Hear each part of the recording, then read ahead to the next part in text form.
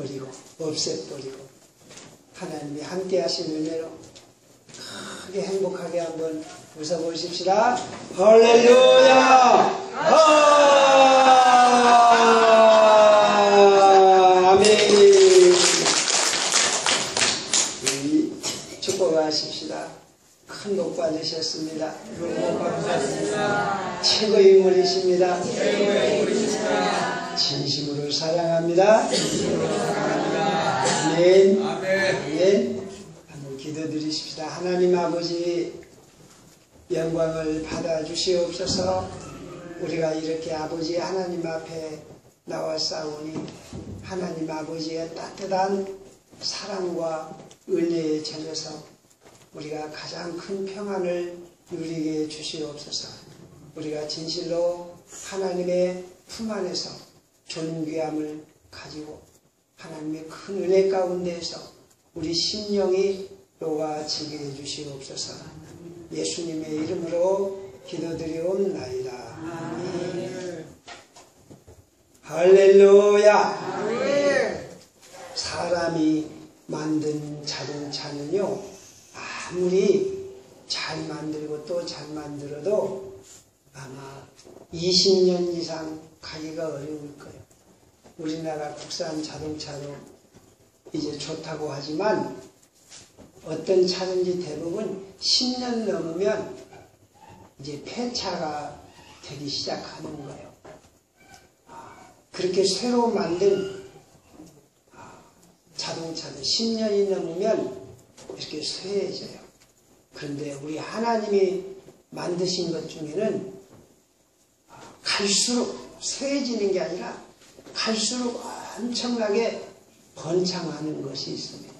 절대로 쇠해지지 않고 팍팍 불어나는 것이 있는데 뭐냐면 가정이에요.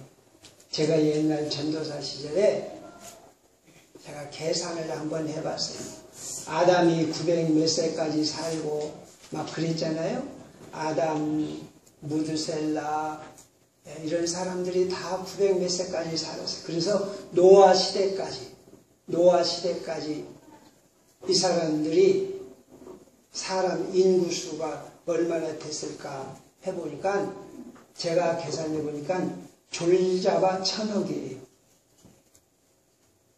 졸자가 1000억 명의 인구가 났겠대요. 그러니까 노아 홍수 시대는요, 얼마나 인구가 많았었는지 상상을 초월해요. 인구가 엄청나게 많았을 것 같아요. 여러분, 사람처럼 잘 불어나는 게 없습니다. 안 그래요? 아마 이 중에는요, 우리 중에는 자기 할아버지 때, 할아버지 밑에 손이 아마 수백 명 되는 사람도 있을 거예요. 안 그래요? 지금 저도 저희 할아버지의 후손들을 다 모릅니다. 사촌들, 그 사촌 누이들 보면 전혀 몰라요. 우리 사람처럼 잘 번성하는 게 없어요. 왜 그러냐면 하나님이 에덴 동산을 만들어 놓으시고 아담과 하와에게 뭐라고 말씀하셨어요? 생육하고 번성하라. 생육하고 번성하라. 땅에 충만하라. 하나님이 우리 사람에게 복을 주시고 명령을 하셨어요.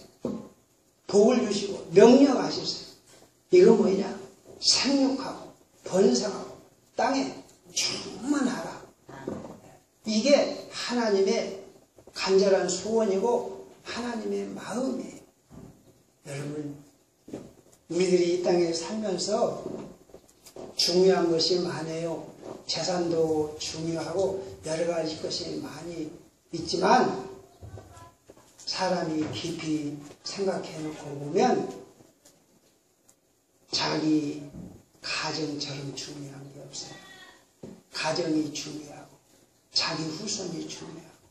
할렐루야. 우리들은요, 지금 세상 사람들이 미쳐가지고 가정보다는 돈, 명예 이런 걸 탐하는 시대가 됐지만 잘 생각을 해보면 사람은 그게 아니에요. 우리나라 박근혜 대통령님 참 훌륭하신 분이십니다. 우리가 다 존경합니다. 그런데 잘 생각을 해봅시다. 박근혜 대통령님이 더 온 대한민국의 권세를 가지신 박근혜 대통령님이 더 행복하실까요? 그분이 더 잘 사셨을까요? 아니면 일찍 과부가 되셔가지고 지금 어렵게 사시는 우리 송권사님이 더 행복하신 분일까요? 예?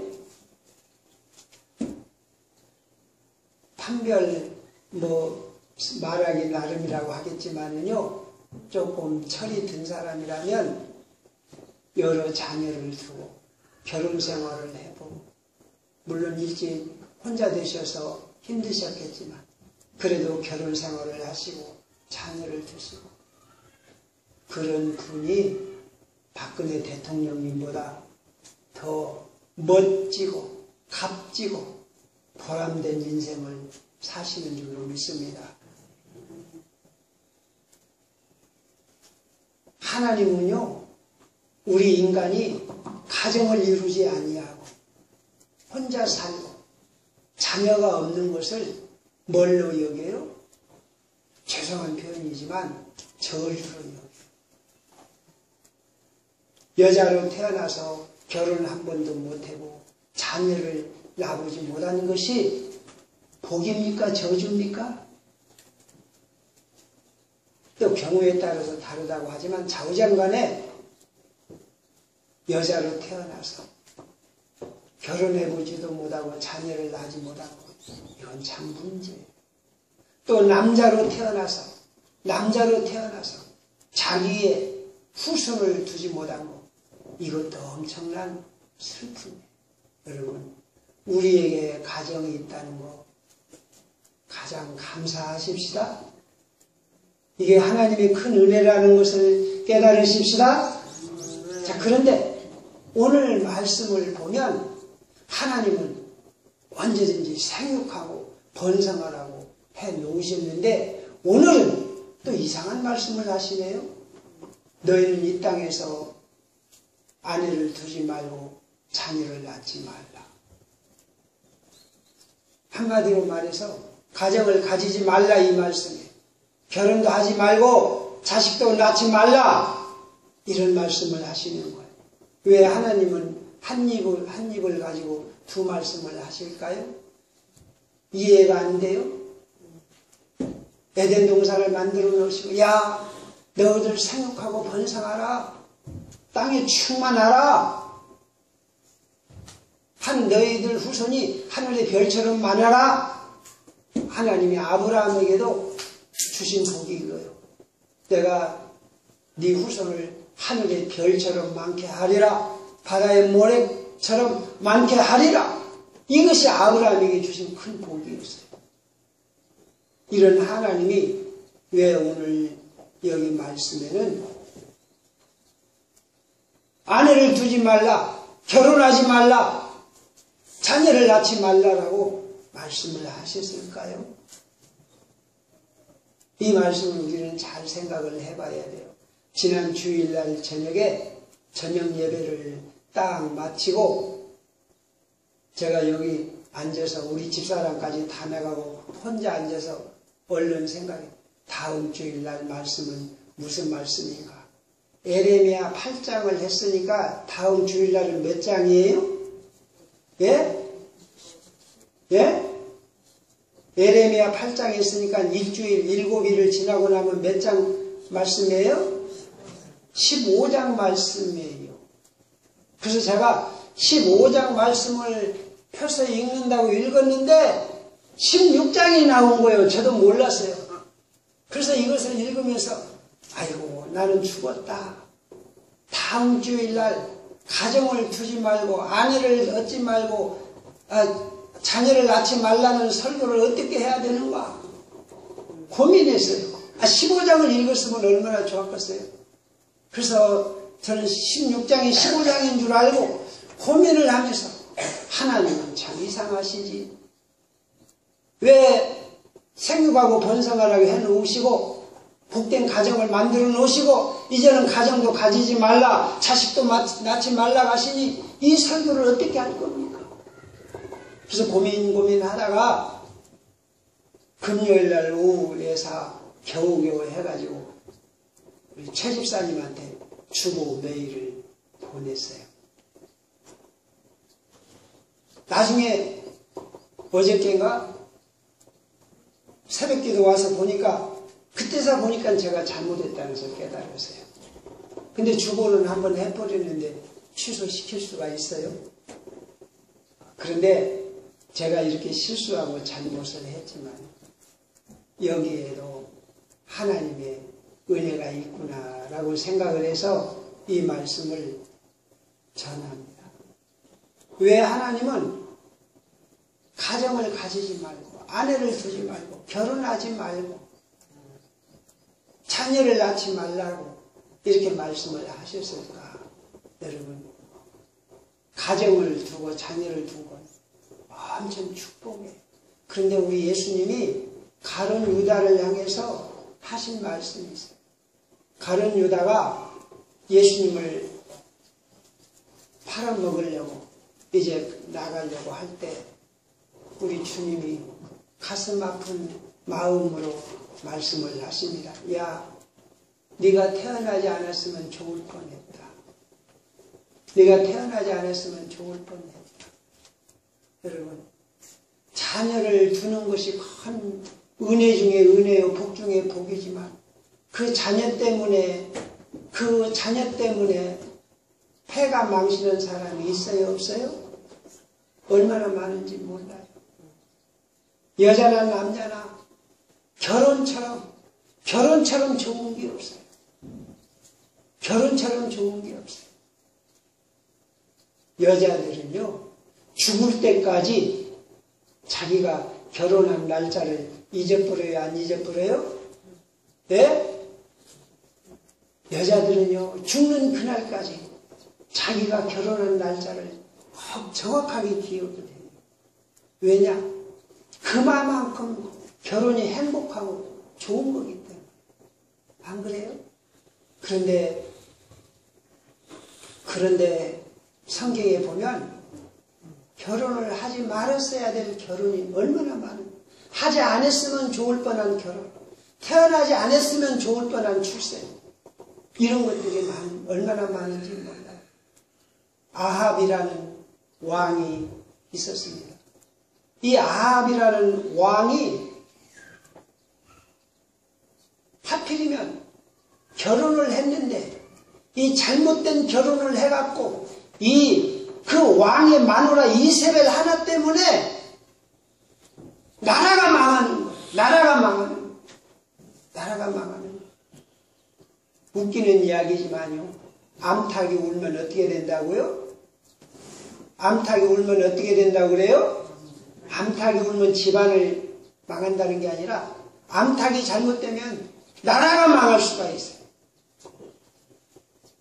암탉이 잘못되면 나라가 망하고 온 국민이 피를 보는 그런 게 있어요. 이 아합 왕 같은 사람은 차라리 결혼을 하지 않았더라면 얼마나 좋았을까? 얼마나 좋았을까? 그런데 또 놀라운 것은요, 우리가 늘 영웅시하고 부러워하는 다윗 좀 보세요. 다윗도요, 차라리 안 낳았으면 좋을 뻔한 자식이 많았어요. 다윗이 그 잘못된 자식으로 인해서 얼마나 고통을 당하고 온 나라가 시끄럽게 되고 비참하게 되는지 이루 말할 수가 없어요. 안 낳았으면 좋을 뻔한 자식들. 그러니까 하나님이 견디다 못하고 보다 못해갖고, 야, 너희들은 차라리 결혼을 하지 말고 자식을 두지 말라, 이렇게까지 나오신 거예요. 하나님이 얼마나 마음이 아프시고 얼마나 슬프시고, 야, 너희들은 자식을 낳지 말고 장가도 가지 말라, 이렇게 말씀을 하셨을 거예요. 여러분, 오늘 우리가 이렇게 살지만요, 옛날 우리나라 역사를 보면 학교에서 아이들이 배우는 역사는 대개 뭘 배웁니까? 어떤 왕이 어떻게 하고 어떤 왕이 뭐 무슨 일을 당하고 이 왕 다음에 그 다음에 왕은 누구고 그 왕이 뭘 하고 어쩌고 저쩌고 하지만요, 우리나라 이조시대 역사를 보면 너무너무 비참하고 또 비참하고 몇 명 안 되는 양반들이 그 백성들을 짐승처럼 부려먹었어요. 짐승처럼 부려먹었어요. 멀리 갈 것도 없었어요. 아마 우리 김행선 집사님 정도만 되면 기억하는지 몰라요. 지주들의 땅 벌어가지고 한 번 흉년 들면 그냥 굶어 죽는 사람이 있고, 봄에 쌀 한 가마니 갖다 먹으면 가을에 두 가마니를 갚아야 되고,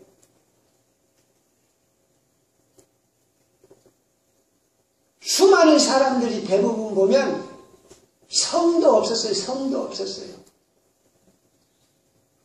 그렇게 비참하게 살았어요. 그러니까 하나님은 그걸 고치시려고 그렇게 일본 놈들 앞에 그렇게 신음하게 하시고, 여러분, 우리가 정말 태어나지 않았더라면 좋았을 뻔한 역사, 두 눈 뜨고 볼 수 없는 우리의 역사, 우리는 아무렇지도 않게 살지만 우리 조상들의 제적등본, 할아버지, 증조할아버지 제적등본을 떼보면 다 어떻게 됐어요? 이름으로 빨간 줄 짝짝 그어져갖고 그 위에 일본 놈들 이름과 성이 적혀져 있었습니다. 그런 시절을 살 때, 그런 치욕적인 시절을 살 때 어떻게 합니까? 이 땅에 태어난 것을 탄식을 하고, 이 땅에 태어난 것을 슬퍼하고 저주하는 이런 것들이 얼마나 많습니까? 이조시대 때요, 우리 전라도에서 무슨 일이 있었던 줄 알아요? 어떤 사람이 장가를 가서 아기를 낳았어요. 그걸 군수가 알고 관리를 보내서 아기 낳았으니까 인두세를 매겨서 너 쌀 몇 말 내라. 세금으로 내라. 그러니까 이 사람이 어떻게 했어요? 도끼로 자기 꼬치를 찍어버렸어요. 우리나라 백성들이 이렇게 살았어요. 차라리 안 태어났으면 좋을 뻔했다라고 하는 일들이 얼마나 많이 있었습니까? 내가 왜 태어났나? 내가 왜 태어났나? 부모는 자식한테 왜 나를 낳아가지고 이 고생을 시키냐고 이런 말을 듣는 부모가 한둘이 아니었어요. 이 땅에 사는 사람들이 하나님이 만드신 이 가정제도로 결혼을 해가 이 결혼으로 인해서 안 했으면 좋을 뻔한 결혼, 이것 때문에 땅을 치고 통곡을 하고 후회하는 사람들이 얼마나 많습니까? 그래서 하나님이 견디다 못해서 하나님의 말씀을 하십니다. 야! 차라리 너희들은 장가를 가지 말고 자식을 두지 말라. 어쩌다가 이렇게 된 겁니까? 왜 이렇게 된 겁니까? 이 땅에 여러 가지 많은 문제들이 있어요. 돈 문제, 어떤 여러 가지 문제 있지만 딱 그 원인을 찾아놓고 보면 그 문제의 가장 기본적인 문제가 뭐냐? 가정 문제. 가정에서부터 모든 문제가 출발이 되는 거예요. 가정이 잘 되고 가정이 복된 가정이면 다른 문제는 저절로 풀리는 거예요.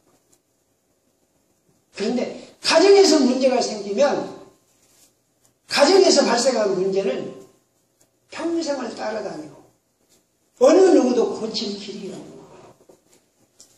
그래서 하나님은 늘 어디다가 집중을 하시냐? 가정에다가 집중을 하십니다. 가정에다가 집중을 하십니다. 가정을 보호하시는 하나님. 그런데 가정이 파괴가 되고 가정이 비참하게 되니까 하나님은 말씀을 하십니다. 야, 너희들은 차라리 장가도 가지 말고 자식도 낳지 말라. 이렇게 말씀을 하시는 거예요. 자, 이제 우리는 한번 생각을 해봅시다. 우리가 어떻게 이 가정을 회복을 시킵니까? 오늘 저와 여러분의 가정 중에서 문제가 없는 가정이 한 가정이라도 있을까요? 없을까요? 예? 저와 여러분의 가정들 중에서 문제가 없는 가정은 씨 종자가 없어요. 다 문제가 있어요. 모든 가정에는 문제가 있어요. 자, 아까 말씀드린 다윗, 오직 믿음으로 살았습니다. 다윗이 믿음으로 살았는데 다윗이 어떤 일까지 당해요? 자식이 자식을 죽이는 거예요. 자식이 자식을 죽이니 다윗이 살맛이 나겠습니까? 안 나겠습니까? 암논이라는 자식이 못돼 먹으니까 압살롬이라고 하는 그 형, 동생놈이 그 형 압살롬이라는 놈을 칼로 죽이는 거예요. 얼마나 비참합니까? 자식이 자식을 죽인다. 얼마나 비참합니까? 그리고 나중에는 그 자식이 애비의 목에 칼을 들이댑니다. 그런 자식을 낳은 것이 얼마나 한스럽겠어요. 오늘날도 보면은 지금도 양로원에서, 요양병원에서, 또 어떤 곳에서 자식을 낳았던 것을 탄식하는 사람이 있을까요? 없을까요? 결혼한 것을 슬퍼하는 사람이 있을까요? 없을까요? 우리 상무교회 식구들은요, 한 사람도 결혼한 것을 후회하는 사람이 없기를 바랍니다. 또 자식 낳은 것을 후회하는 성도님들이 한 분도 안 계실 줄로 믿습니다. 이렇게 돼야 돼요. 우리가 어떻게 자녀를 길러하고 어떻게 가정생활을 해야 하나님이 주신 복을 누리고 살겠습니까? 어떻게 해야 우리가 후회하지 않겠습니까? 우리들은 너무나 많은 문제에 쌓여 있기 때문에 어느 누구도 해결할 수가 없는 거예요. 아무리 똑똑한 사람이 있어도 내 가정 문제를 해결할 수가 없고, 아무리 능력 있는 사람도 내 자식 문제를 해결할 길이 없어요. 해결할 길이 없어요. 그런데 우리가 어떻게 문제 많은 이 가정을 새롭게 하고 우리 후손들을 복되게 할 수가 있겠습니까? 바울 사도는 말씀을 하십니다.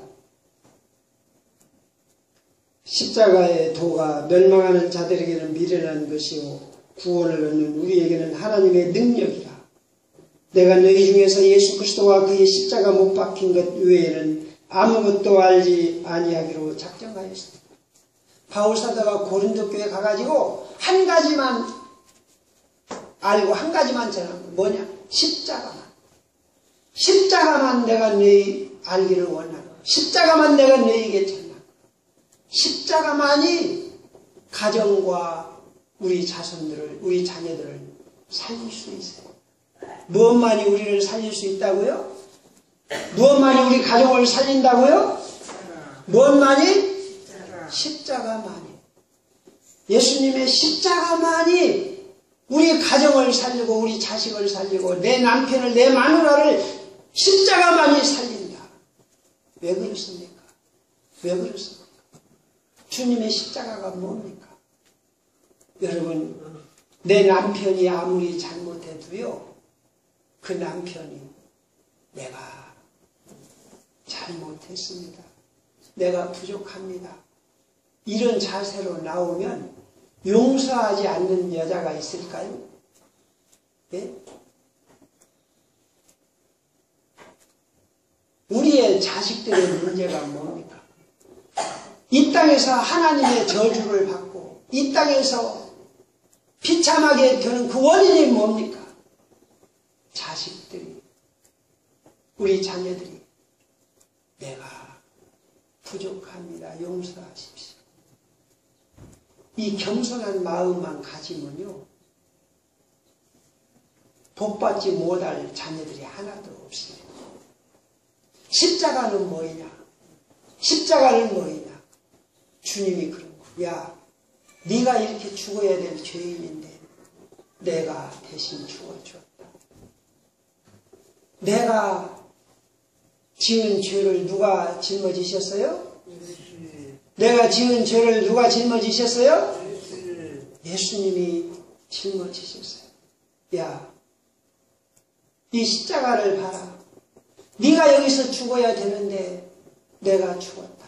너도 이 십자가를 보고 네 죄를 알고 네가 겸손하라. 십자가에 죽어야 될 분이 예수님이십니까? 납니까? 십자가에서 내가 죽어야 됩니까? 예수님이 죽어야 됩니까? 여러분, 우리 나름대로 나는 선하게 살았는데, 나는 죄 지은 거 없는데, 생각하지만요, 어머니 젖값 갚고 죽은 놈이 있을까요? 없을까요? 하나님 앞에 받은 햇빛값, 우리가 마신 공기값, 이 땅에 사는데 내가 받은 그 은혜의 값을 지불하고 산 사람이 있을까요? 없을까요? 여러분, 우리는 어떤 나쁜 놈을 욕하고 야단치지만, 어떤 죄지은 형사범을 저놈 나쁜 놈이라고 그러지만, 저와 여러분은 아무도 나무랄 수 없는 죄인인 것을 깨달으십시다. 그래서 우리 부부가 회복을 하고, 가정이 화목하고, 우리 자녀들이 살 수 있는 길은 주님의 십자가 뿐입니다. 여러분, 우리들은 목걸이로 십자가를 하고, 여기 교회에서 십자가를 보고, 종탑에 십자가를 보지만, 우리는 우리 가슴 속에 십자가를 담고, 주님, 내가 죄인입니다. 불쌍히 여기시옵소서.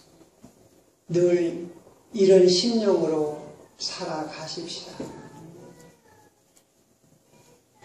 정말로 슬프고 정말로 용납할 수 없는 것이 무엇이냐? 고개 빳빳이 들고 저는 아무런 잘못이 없는 것냐? 저만 잘났냐? 화내고 야단치고 남을 비판하고, 그렇게 하면 해결될 것이 아무것도 없다. 아무리 힘없는 마누라라도요, 아무리 볼품없는 여자라고 해도요, 남자가 계속해서 저만 잘났다고 마누라를 억누르면 마누라가 반발할 수밖에 없는 거예요. 교회에서도 마찬가지. 아무리 목사가 똑똑하고 잘나도요, 교인들을 죄인시하고 지가 잘난 체 하면 될 수가 없는 거죠. 저와 여러분은 모두가 다 한결같이 십자가가 나를 살린다.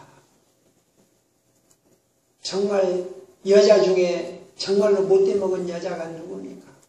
십자가가 없는 여자, 저만 똑똑하다는 여자.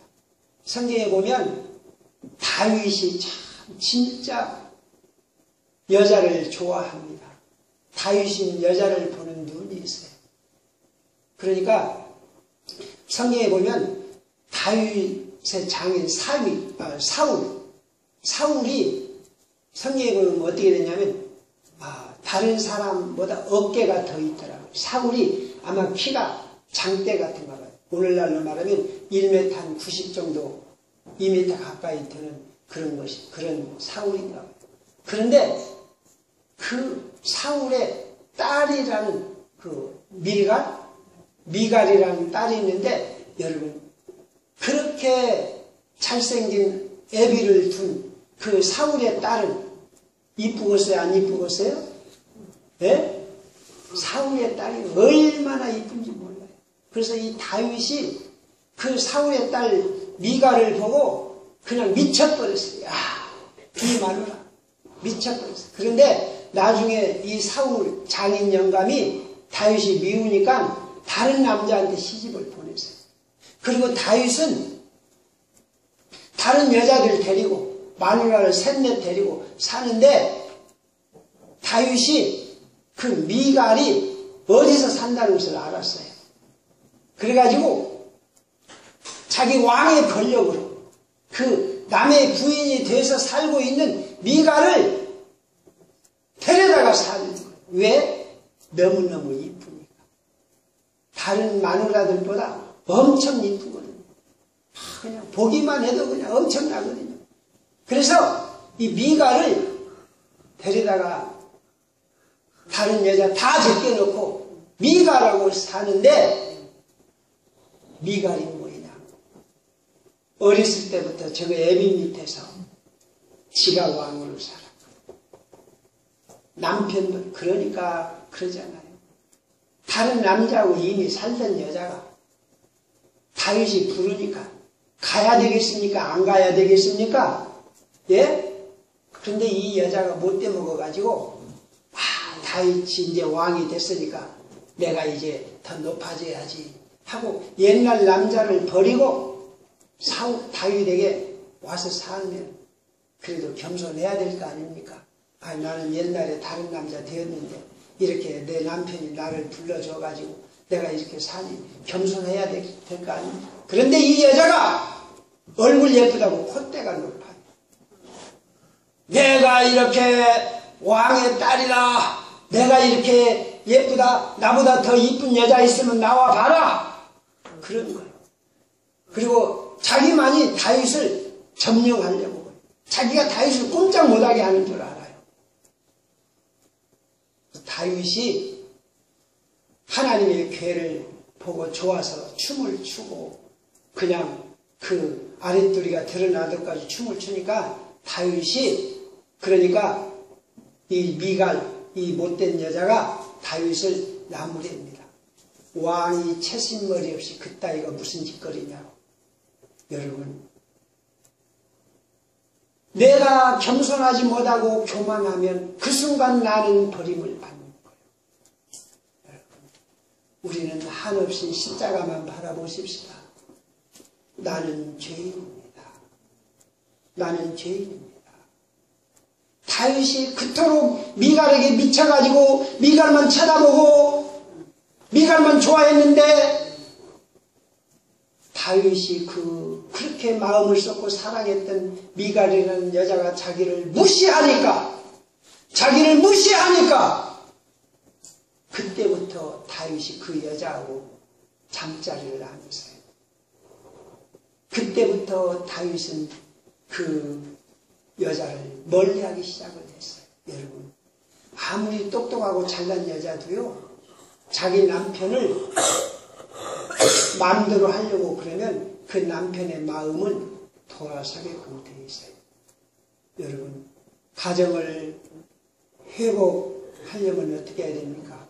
내가 예수님 믿고 기도하면 할수록, 내가 예수님 믿고 믿음으로 살수록 남편을 존중하고 남편을 귀하게 여기십시다. 그것을 자녀들이 배우는 거예요. 그것을 자녀들이 보고 배우는 거예요. 만에 하나라도 여자가 남편을 지배하려고 그러면, 십자가에 겸손이 없으면 그 자식들은 망나니가 되는 거예요. 자식들이 망나니가 돼서 차라리 안 낳았으면 좋을 뻔한 자식들이 되는 거예요. 여러분, 우리 교회가 이제 어떤 교회가 돼야 되겠습니까? 우리 교회는 십자가를 지는 교회, 십자가가 있는 교회, 십자가를 바라보는 교회, 우리 모두가 다 십자가 밑에 있는 우리 상무교회 가족들이 되십시다. 모두가 다 아버지 하나님, 내 죄를 불쌍히 여기시옵소서. 내 죄를 불쌍히 여기시옵소서. 그러니까 이것을, 이 십자가를 본 우리 하나님은 아가서에 이런 말씀이 있습니다. 내가 잘때라도 마음은 깨었는데 나의 사랑한 자의 소리가 들리는구나. 문을 두드려 이르기를 나의 누이 나의 사랑 나의 비둘기 나의 완전한 자야 문을 열어다오. 내 머리에는 이슬이 내 머리털은 밤이슬이 가득하였다 하는구나. 내가 옷을 벗었으니 어찌 다시 입겠으며 내가 발을 씻었으니 어찌 다시 더럽히랴마는 나의 사랑하는 자가 문틈으로 손을 들이밀매 내 마음이 동하여서 일어나서 나의 사랑하는 자를 위하여 문을 열 때 몰약이 내 손에서 몰약의 집이 내 손가락에서 문빗장에 떨어지는구나. 이게 무슨 말씀이에요? 내가 십자가 앞에 나와서 하나님 내가 죄인입니다. 하나님 나를 불쌍히 여기시옵소서. 그러면 예수님은 벗은 발로 오셔서 그래 내가 너를 위해서 죽어줬다. 내 사랑하는 신부야. 여러분 요한복음에 보면 예수님이 맨 처음에 혼인잔치 집에 가갖고 기적을 했어요. 왜 그렇습니까? 왜 그렇습니까? 여러분 이 땅에 있는 모든 것은 무엇의 그림자요? 이 땅에 있는 모든 것은 천국의 그림자입니다.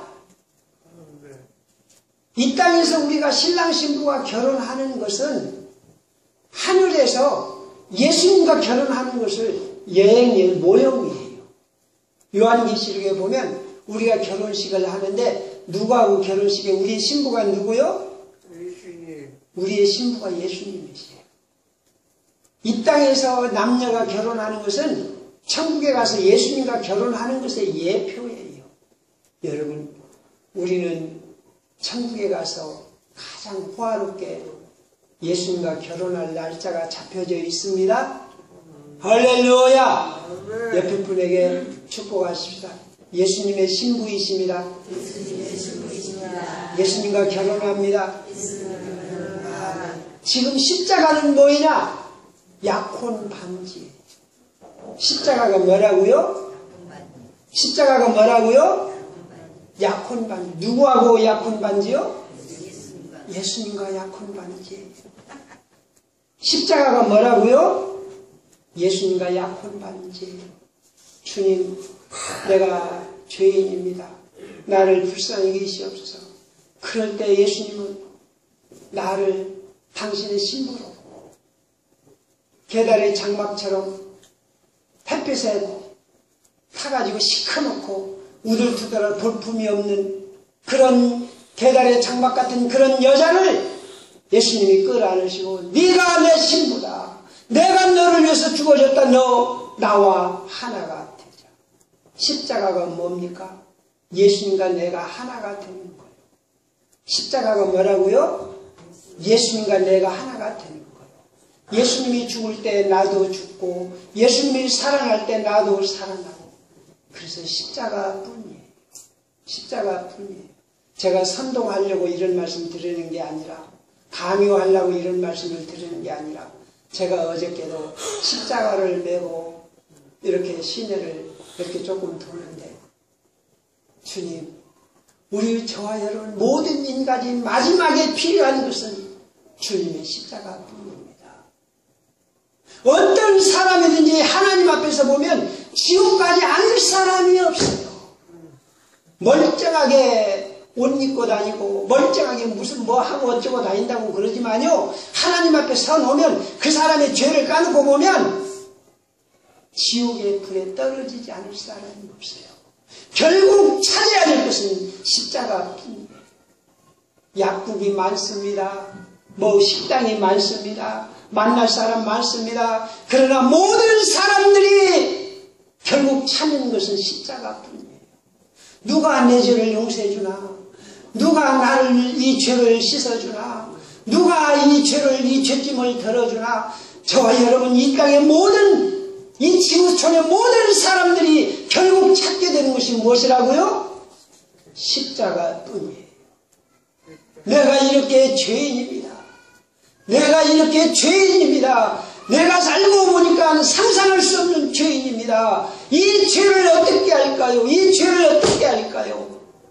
여러분 알아야 돼요. 저 여러분 이렇게 살지만요. 우리 할아버지 때부터 쌓아져 내려온 아람 때부터 쌓아져 내려온 이 죄악의 짐이 저와 여러분들 가운데 있는 거예요. 이 무서운 죄악의 짐. 어린아이들 이쁘지요. 보기만 해도 이쁘지요. 그런데 그 어린아이들이 우리 할아버지 때부터 쌓아놓은 그 죄짐이 있기 때문에 그 어린아이 하나도요. 지 욕심을 채우지 아니하면 견디지 못하고 나중에는 애비 어미까지 잡아먹는 그런 일들이 얼마나 많은지 몰라요. 우리가 어린아이 때부터 십자가를 가르쳐. 내가 죄인, 내가 죄인, 내가 죄인. 이 땅에 아무리 잘나고 똑똑한 놈 많아도 어저께도 제가 십자가를 메고 가는데 곳곳에 선거에 나오는 사람, 강주시장, 교육감, 의원, 별별 사람들이 다 나옵니다. 여러분, 그들이 나와가지고 이 땅이 살기 좋아지는 건 하나도 없어요. 십자가를 짊어지고 내 죄를 불쌍히 여기시옵소서. 백성들이, 온 국민들이 내 죄를 불쌍히 여기시옵소서. 이 마음이 없으면, 이 겸손함이 없으면 어떤 지혜도 필요가 없습니다.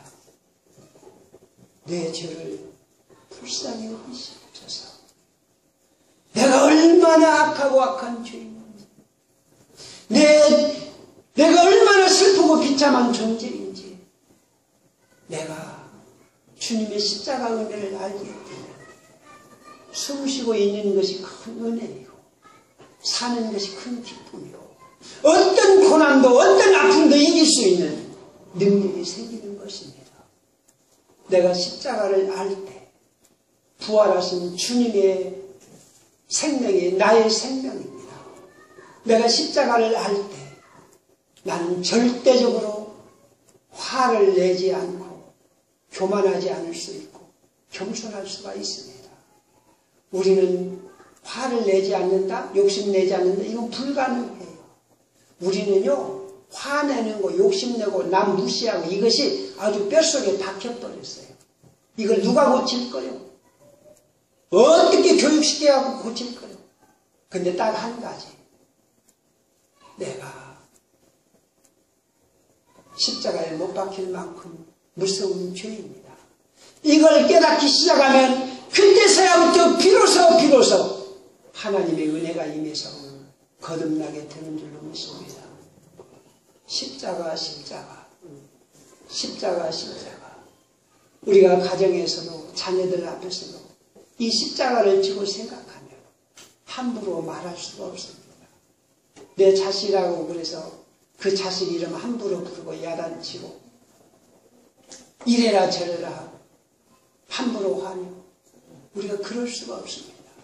내가 십자가를 알게 되면 어느 사람도 무시할 수 없고 내가 십자가를 알게 되면 죽음 가운데서도 기뻐하고 감사할 수 있습니다. 십자가를 아는 가정, 십자가를 아는 자녀, 십자가를 아는 교회, 여기에 소망이 있습니다. 만약에 십자가를 모르고 독사머리처럼 내가 옳다는 순간 거기서부터 지옥이 시작이 됩니다. 여러분, 십자가. 내가 죽었다 깨나도 죽는 순간까지도 주님이 나를 위해서 죽어주셨습니다. 이 십자가를 깨닫고 십자가로 사는 하나님의 자녀가 되시기를 축원합니다. 찬송 드리시겠습니다. 우리 찬송 200 내제사함 바꿔서 몇 장이죠?